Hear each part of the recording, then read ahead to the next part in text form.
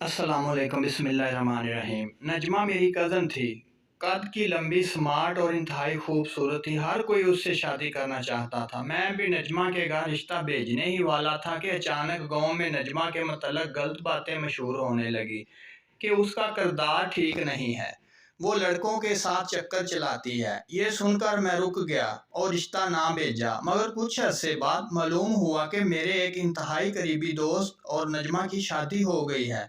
मैं उस दोस्त से मिला और उससे पूछा कि तुम्हें नजमा के बारे में सब पता था, मगर फिर भी तुमने उससे शादी कर ली। आखिर इसकी वजह क्या है? वो कहने लगा, तुम नजमा से मोहब्बत करते थे, मगर तुमने उसका एतबार नहीं किया, लोगों का किया। जबकि मैंने सिर्फ उसके कहने पर उस पर भरोसा किया। तो अब देखो, सबकी जुबानें खुद ही बंद हो गई हैं। और जुबान तो उस वक्त मेरी भी बंद हो गई थी। वाकई मैंने मोहब्बत की, मगर एतबार नहीं किया और बहुत गलत किया। अपने साथ के नजमा को हमेशा हमेशा के लिए खो बैठा। अगर आपको वीडियो अच्छी लगे तो प्लीज़ चैनल को सब्सक्राइब कर दीजिए ताकि हमारी हर वीडियो आप तक पहुंच सके।